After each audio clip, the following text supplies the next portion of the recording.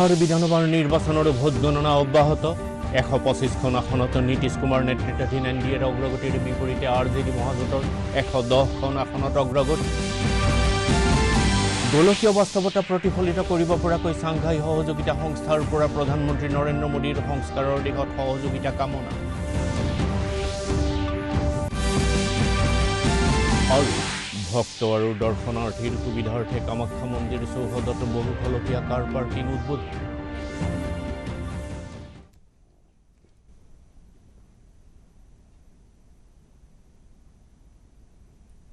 নমস্কাৰ পুৱাৰ বাতৰিলৈ স্বাগতম ষ্টুডিঅ'তে মই পংকজ নাহুদাস আৰু এতিয়া বিতং বাতৰি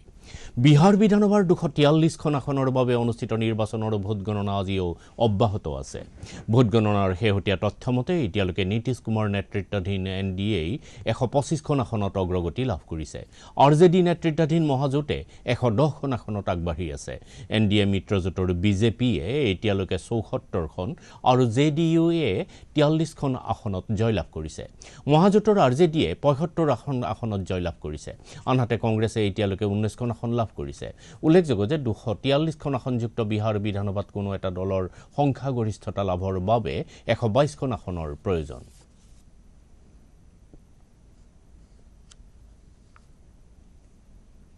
প্ৰধানমন্ত্ৰী নৰেন্দ্ৰ মোদীয়ে সাংঘাই সহযোগিতা সংস্থা চমুকৈ এছচিঅ'ৰ পৰা গোলকীয় বাস্তৱতা প্ৰতিফলিত কৰিব পৰাকৈ বিভিন্ন দিশত সংস্কাৰৰ সহযোগিতা কামনা কৰিছে প্ৰধানমন্ত্ৰীয়ে কালি সাংঘাই সহযোগিতা সংস্থাৰ ভাৰ্চুৱেল শীৰ্ষ সন্মিলনত ভাষণ দি এইদৰে কয় তেওঁ কয় যে ৰাষ্ট্ৰসংঘই 75 বছৰ পূৰ্ণ কৰিছে যদিও ৰাষ্ট্ৰসংঘৰ মূল লক্ষ্য এতিয়াও পূৰ্ণ হোৱা নাই সাম্প্ৰতিক কোভিড পৰিস্থিতিত ৰাষ্ট্ৰসংঘৰ ব্যৱস্থাৰ সম্পূৰ্ণ পৰিৱৰ্তনৰ বাবে সমগ্ৰ বিশ্বই যুঁজি আহিছে বুলিও তেওঁ উল্লেখ কৰে ৰাছিয়াৰ ৰাষ্ট্ৰপতি ভ্লাদিমিৰ পুটিনৰ অধ্যক্ষতাত অনুষ্ঠিত এই সন্মিলনত ভাৰতকে ধৰি 8খন সদস্য ৰাষ্ট্ৰ ৰাছিয়া চীন পাকিস্তান কাজাকিস্তান কিৰগিস্তান তাজিকিস্তান আৰু উজবেকিস্তানৰ ৰাষ্ট্ৰপ্ৰধানসকলে অংশগ্ৰহণ কৰিছে প্ৰথমবাৰৰ বাবে ভাৰ্চুৱেল মাধ্যমেৰে অনুষ্ঠিত এই সন্মিলনত ভাৰতে পূৰ্ণ পৰ্যায়ৰ সদস্য হিচাপে তৃতীয়বাৰৰ বাবে অংশগ্ৰহণ কৰিছে সন্মিলনত ৰাজনৈতিক নিৰাপত্তা বাণিজ্য অৰ্থনৈতিক আৰু সাংস্কৃতিক দিশসমূহৰ ওপৰত গুৰুত্ব দিয়া হৈছে विशेष ध्यान दिया गया है हमने स्टार्टअप इकोसिस्टम में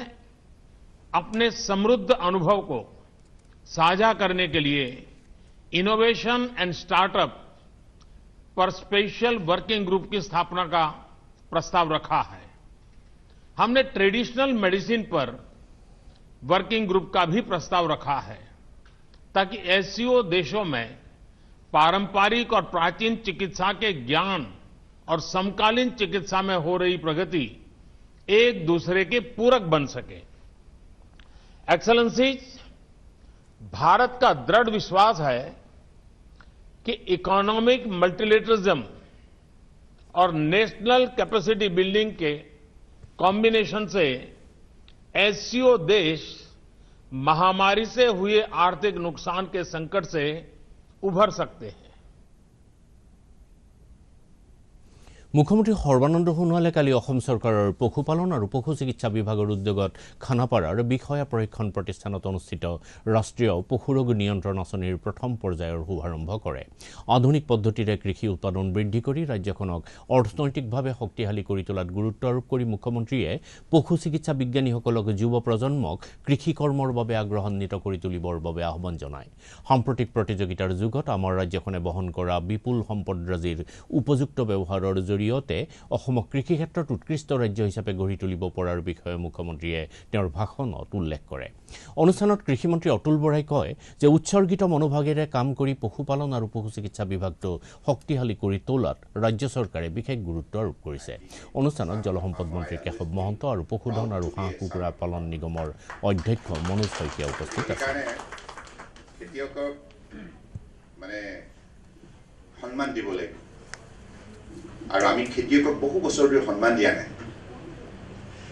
অথচ তেখেতসকলে মূৰৰ ঘাম মাটিত পেলাই মহৰ জোক কামোৰ খাই খাই এই হেৰালি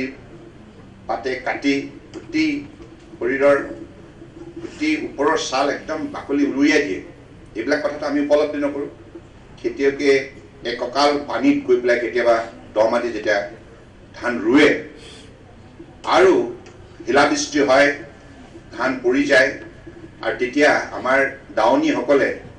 একেবাৰে বেকা হৈ মাটিৰ পৰা যেতিয়া ধান বুটলি বুটলি কাটিব লগা হয় সেই দৃশ্যবিলাক আমি চাব লাগে ন্যায়াধীশ সঞ্জয় কুমাৰ মেধি ন্যায়াধীশ নন্দিতা গিয়ে আৰু ন্যায়াধীশ মণিক চৌধুৰীয়ে কালি গুৱাহাটী উচ্চ ন্যায়ালয়ৰ ন্যায়াধীশ হিচাপে শপত গ্ৰহণ কৰে গুৱাহাটী নাগালেণ্ড মিজোৰাম আৰু অৰুণাচল প্ৰদেশ উচ্চ ন্যায়ালয়ৰ ভাৰপ্ৰাপ্ত মুখ্য ন্যায়াধীশ এন কটিশ্বৰ সিঙে গুৱাহাটী উচ্চ ন্যায়ালয়ত আয়োজিত শপত গ্ৰহণ অনুষ্ঠানত নৱনিযুক্ত ন্যায়াধীশ তিনিগৰাকীক কাৰ্যভাৰ গ্ৰহণ আৰু গোপনীয়তা ৰক্ষাৰ শপত বাক্য পাঠ কৰোৱায় শপত গ্ৰহণ অনুষ্ঠানত ন্যায়াধীশ মানস ৰঞ্জন পাঠক ন্যায়াধীশ মনোজিত ভূঞা ন্যায়াধীশ সুমন শ্যাম ন্যায়াধীশ ৰুমি কুমাৰী ফুকন প্ৰমুখে কেইবাগৰাকীও ন্যায়াধীশ আৰু অধিবক্তাকে ধৰি বিশিষ্ট ব্যক্তি উপস্থিত আছিল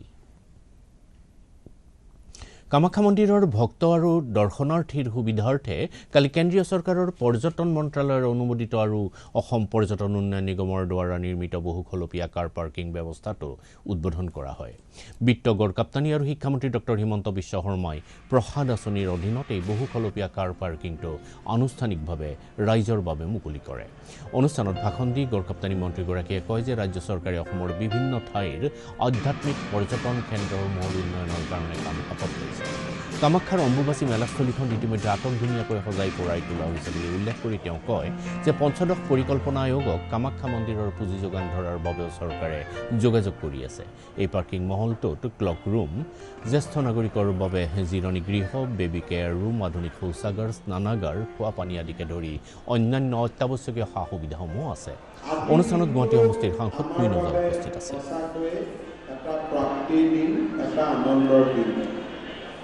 কামাখ্যাৰ নামেৰে অসমত ভাৰতবৰ্ষৰ বুকুত বহু লোকে জানে আৰু শ্ৰদ্ধা কৰে এই মহামায়া কামাখ্যা মন্দিৰৰ প্ৰাংগণটো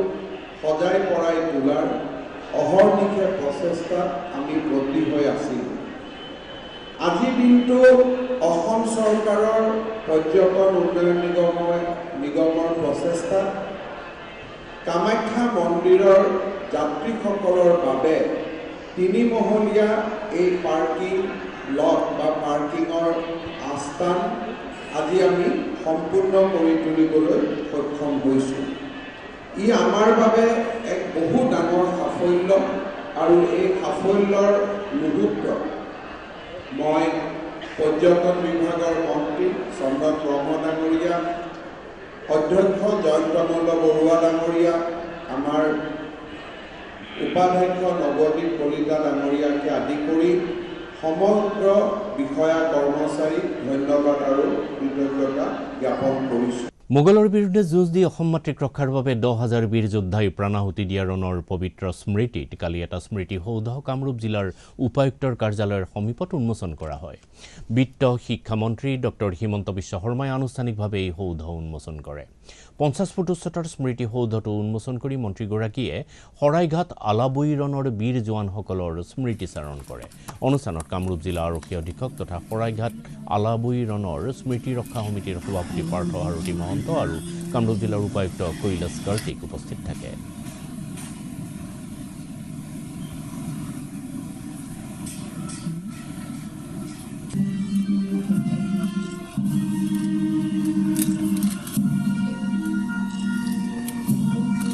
যি ধৰণে এসময়ত কামাখ্যা মন্দিৰ ধ্বংস কৰা হৈছিল আজি আমাৰ সত্ৰবিলাক ধ্বংস কৰা হৈছে গতিকে 300 বছৰ পিছতো 350 বছৰ পিছতো যিটো আক্ৰমণ বা যিটো আক্ৰমণাত্মক যিটো ভংগী আছে তাত আমি বহুত সাদৃশ্য দেখা পাওঁ গতিকে যিটো সেই সময়ত যি ধৰণে চিন্তা চৰ্চা আছিল আজিও এছাম লোকে সেই চিন্তা চৰ্চাৰ পৰা আঁতৰি যাব পৰা নাই কিন্তু ঠিক আছে ইতিহাসৰ পাত এটাক আধুনিক যুগত অমুক অমুক তমুক তমুক বুলি কোৱাটো প্ৰাসংগিক নহয় কিন্তু স্পিৰিট ইজ সেম তাৰ যিটো ভংগী ৰাজ্যত কোভিড আক্ৰান্ত লোকৰ আৰোগ্যৰ হাৰ 96.69% বৃদ্ধি পাইছে স্বাস্থ্যমন্ত্ৰী ডক্টৰ হিমন্ত বিশ্ব শৰ্মাই টুইটযোগে সদৰি কৰা মতে কালি 629গৰাকী লোক সুস্থ হৈ উঠাত ৰাজ্যখনত আৰোগ্য হোৱা মুঠ লোকৰ সংখ্যা 2,02,468লৈ বৃদ্ধি পাইছে। কালিৰ দিনটোত ৰাজ্যখনত 25,339গৰাকী লোকৰ নমুনা পৰীক্ষাৰ পাছত 271গৰাকীৰ দেহত কোভিডৰ সংক্ৰমণ ধৰা পৰে। ইয়াৰ ফলত ৰাজ্যখনত কোভিডত আক্ৰান্তৰ মুঠ সংখ্যা 2,09,388লৈ বৃদ্ধি পাইছে। ৰাজ্যখনত সম্প্ৰতি 5,965গৰাকী লোক চিকিৎসাধীন হৈ আছে। ইফালে কালি কামৰূপ মহানগৰ আৰু ডিব্ৰুগড় জিলাত 2গৰাকী আৰু তিনিচুকীয়া জিলাত 1গৰাকী লোকৰ এই ৰোগত মৃত্যু হোৱাত কোভিডত মৃত্যু হোৱা লোকৰ মুঠ সংখ্যা 952লৈ বৃদ্ধি পাইছে। দেশত কোভিডৰ পৰা আৰোগ্যৰ হাৰ 92.69%লৈ বৃদ্ধি পাইছে। দেশত আৰোগ্য হোৱা ৰোগীৰ সংখ্যা 79,63,457লৈ বৃদ্ধি পাইছে। সম্প্ৰতি 5,01,214গৰাকী ৰোগী চিকিৎসাধীন হৈ আছে। এই পৰ্যন্ত 1,27,059জন লোকৰ এই ৰোগত মৃত্যু হৈছে। দেশত এতিয়ালৈ মুঠ আক্ৰান্তৰ সংখ্যা হৈছে 85,91,731। কেন্দ্ৰীয় চৰকাৰে প্ৰকাশ কৰিছে যে দেশত এতিয়ালৈকে কোভিড আক্ৰান্ত 79 লাখ লোকে আৰোগ্য লাভ কৰাটো সমগ্ৰ বিশ্বতে উল্লেখযোগ্য সাফল্য হিচাপে পৰিগণিত হৈছে। সাংবাদিকৰ আগত কেন্দ্ৰীয় স্বাস্থ্য মন্ত্ৰালয়ৰ সচিব ৰাজেশ ভূষণে কয় যে যোৱা সপ্তাহত দৈনিক 51,476গৰাকী ৰোগী আৰোগ্য হৈ উঠিছে। তদুপৰি ভাৰতৰ প্ৰতি 10 লাখ লোকৰ ভিতৰত আক্ৰান্তৰ সংখ্যা বিশ্বৰ ভিতৰতে সৰ্বনিম্ন। দেশত প্ৰায় 12 কোটি কোভিড পৰীক্ষা সম্পন্ন হৈছে আৰু বিগত সপ্তাহত প্ৰতিদিনে কোভিড পৰীক্ষা সম্পন্নৰ সংখ্যা 11,18,072 জন। মৰিগাঁও জিলাৰ পবিতৰা বন্যপ্ৰাণী অভয়াৰণ্যখন কালি দৰ্শকৰ বাবে পুনৰ মুকলি কৰা হয়। বনমন্ত্ৰী পৰিমল শুক্লবৈদ্যই অভয়াৰণ্যখনত চলিত বছৰৰ বাবে পৰ্যটকৰ প্ৰৱেশ ব্যৱস্থা আনুষ্ঠানিকভাৱে মুকলি কৰে। এটা খৰ্গযুক্ত গড়ৰ বাবে প্ৰখ্যাত অভয়াৰণ্যখন কোভিড পৰিস্থিতিত বন্ধ হৈ থকাৰ পাছত পুনৰ মুকলি কৰাৰ লগে লগে অভয়াৰণ্যখনলৈ পৰ্যটকৰ আগমন বৃদ্ধি পাব বুলি আশা কৰা হৈছে। উল্লেখযোগ্য যে জৈৱ বৈচিত্ৰ্যৰ অপূৰ্ব সমাহাৰেৰে পূৰ্ণ পবিতৰা অভয়াৰণ্যত শতাধিক গড়, 2000 বনৰীয়া মহ আৰু বিভিন্ন প্ৰজাতিৰ সাপ, কাছ আদি পৰ্যটকৰ বিশেষ আকৰ্ষণৰ কেন্দ্ৰবিন্দু হ'ব বুলি ভবা হৈছে। অনুষ্ঠানত স্বাস্থ্য ৰাজ্যমন্ত্ৰী পীয়ুষ হাজৰিকা আৰু পৰ্যটন উন্নয়ন নিগমৰ অধ্যক্ষ জয়ন্ত মল্ল বৰুৱা উপস্থিত আছিল।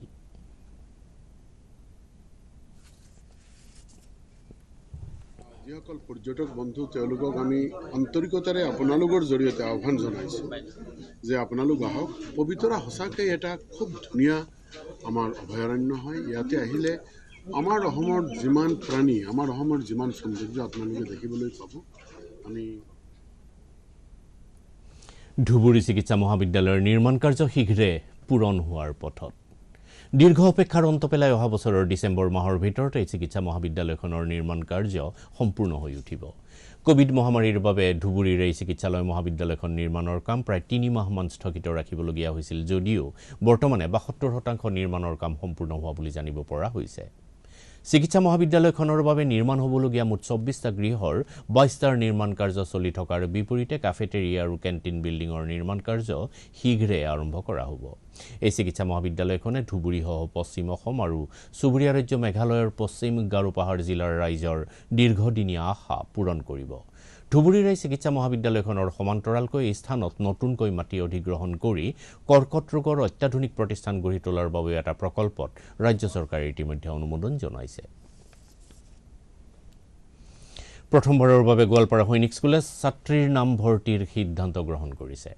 সৈনিক স্কুলে 2021-2022 বৰ্ষৰ 6ষ্ঠ শ্ৰেণীৰ বাবে ছাত্ৰীৰ নামভৰ্তিৰ বাবে ব্যৱস্থা গ্ৰহণ কৰিছে। নামভৰ্তিৰ সবিশেষ সৈনিক স্কুলৰ ৱেবছাইটত উল্লেখ কৰা হৈছে। নামভৰ্তিৰ অন্তিম তাৰিখ 19 নৱেম্বৰ।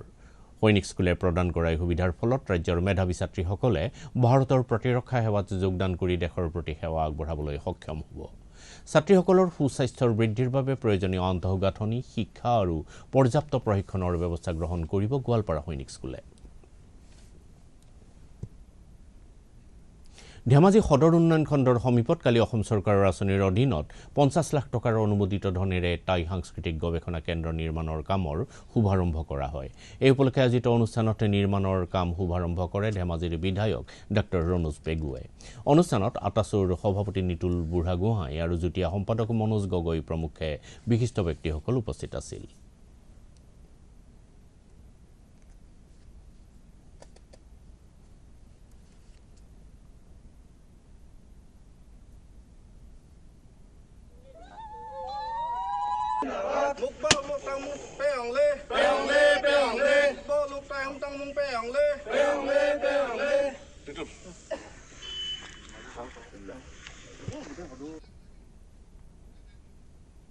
কোকৰাঝাৰৰ প্ৰাথমিক প্ৰশিক্ষণ কেন্দ্ৰত সোমবাৰে কোকৰাঝাৰ জিলাৰ আধাৰ অন্তৰ্ভুক্তি সন্দৰ্ভত এখন বৈঠক অনুষ্ঠিত হয়।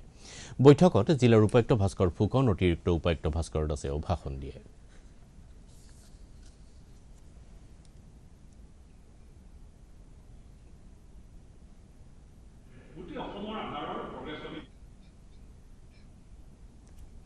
কোচবিহাৰ জিলাৰ তুফানগঞ্জ থানাৰ অন্তৰ্গত দক্ষিণ বালাভূত গাঁও অঞ্চলত BSFৰ জোৱানে অভিযান চলাই ধুবুৰী জিলাৰ 4জন চোৰাং গৰু সৰবৰাহকাৰীক আটক কৰে। সীমান্তৱৰ্তী অঞ্চলটোত মুঠতে 44টা চোৰাং গৰু উদ্ধাৰ কৰা হয়।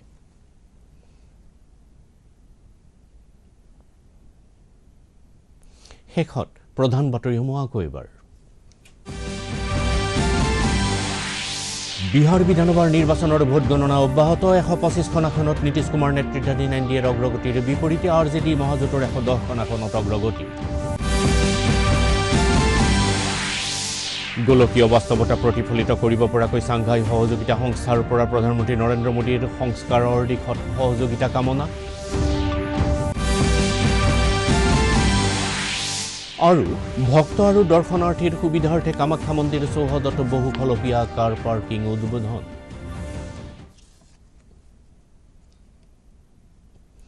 শেষত বাতৰিৰ পৰা বিদায় লোৱাৰ আগে পুনৰবাৰ আমি এটা কথা মনত পেলাই দিছোঁ। কৰোনাক পৰাস্ত কৰিবলৈ শাৰীৰিক দূৰত্ব বজাই ৰাখক, সঘনাই চাবোনেৰে হাত ধুওক অথবা হেণ্ড ছেনিটাইজাৰ ব্যৱহাৰ কৰাৰ লগতে সঠিকভাৱে মাস্ক পিন্ধিবলৈ নাপাহৰিব। মাস্ক পিন্ধিয়া, সেয়া আছিল আজিৰ আমাৰ পুৱাৰ বাতৰি। নমস্কাৰ।